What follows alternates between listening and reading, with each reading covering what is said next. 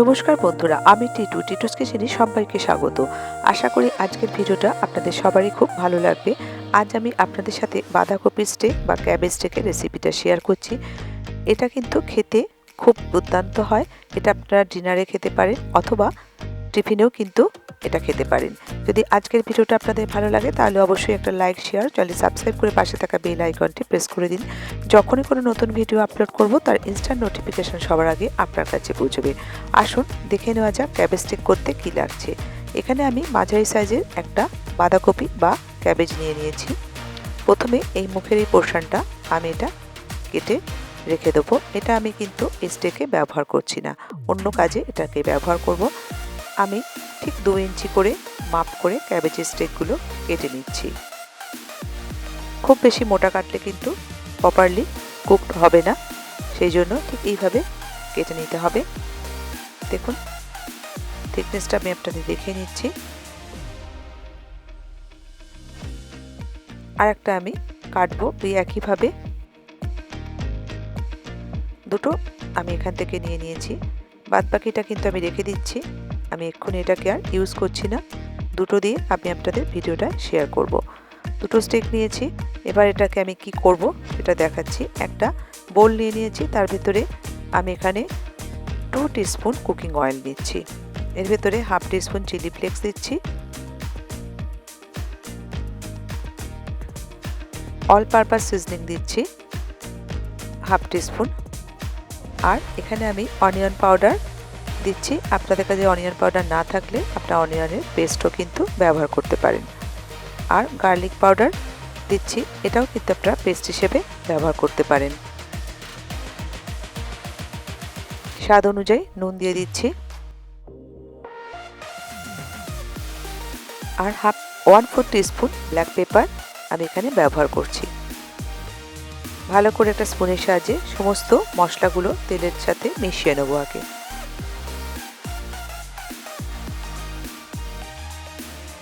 এবার একটা ব্রাশের সাহায্যে আমি এই স্টেকের ওপরে দুপিঠেই কিন্তু এভাবে ব্রাশ করে নেব। প্রথমে এই দিকটা আগে ব্রাশ করে নিচ্ছি। আমার ইনস্টাগ্রাম আইডি টিটু, আপনারা আমাকে ইনস্টাগ্রামেও ফলো করতে পারেন।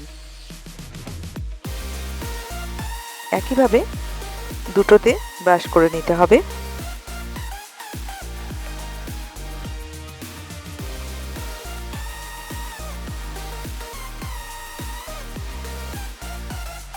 এবার এদিকটা হয়ে গেছে, উল্টে দেব। উল্টে দিয়ে ওই দিকটাও কিন্তু এভাবে আমি ব্রাশ করে নিচ্ছি।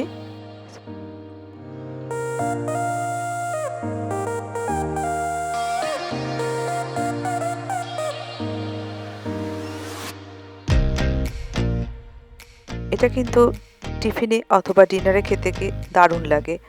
আপনারা অবশ্যই বাড়িতে একবার ট্রাই করুন। ছোট থেকে বড় সকলেরই কিন্তু ভীষণ পছন্দের একটা আইটেম এটা।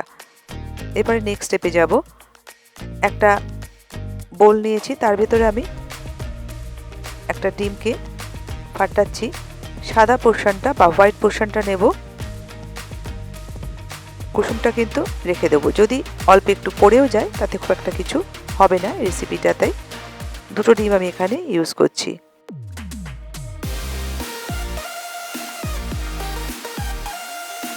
এগুলোকে আমি রেখে দিচ্ছি কুসুমটা। এখানে আমি দুটো কাঁচা লঙ্কা কুচি দিলাম, স্বাদ অনুযায়ী নুন দিচ্ছি, রেড চিলি ফ্লেক্স দিচ্ছি খুব অল্প, আর অল পারপাস সিজনিং দিলাম।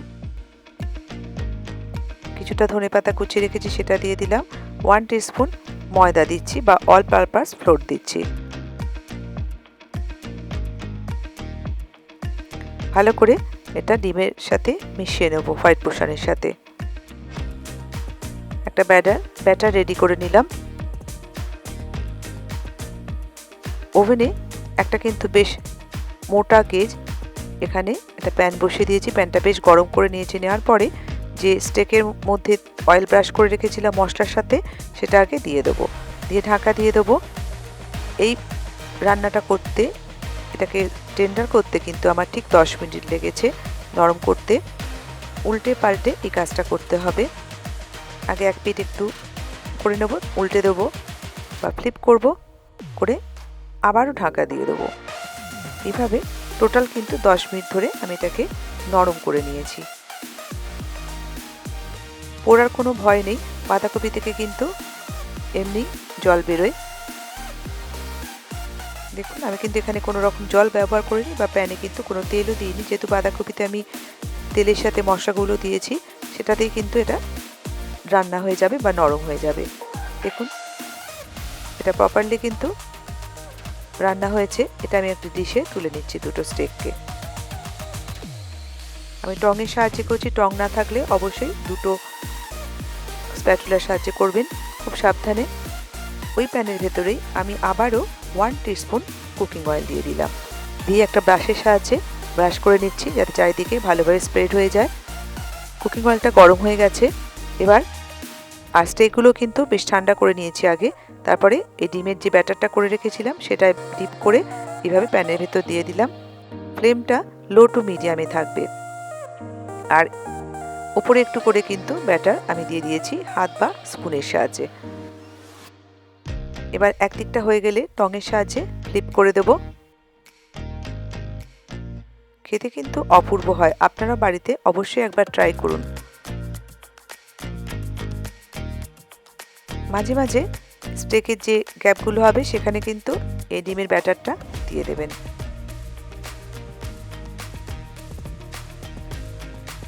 এটাকেও ফ্লিপ করে দিলাম।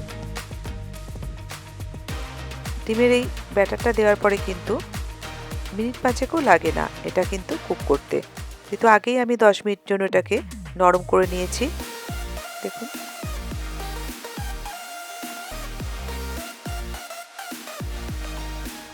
প্রায় রেডি হয়ে গেল। আমি একটু গার্নিশ করব অন্যভাবে, কিভাবে করছি ভিডিওটা আপনারা পুরোটা দেখুন। মাঝখানে আমি একটু করে ডিমের ব্যাটার দিয়ে দিচ্ছি, আর তার ভেতর দিয়ে দিচ্ছি গ্রেটেড গাজর।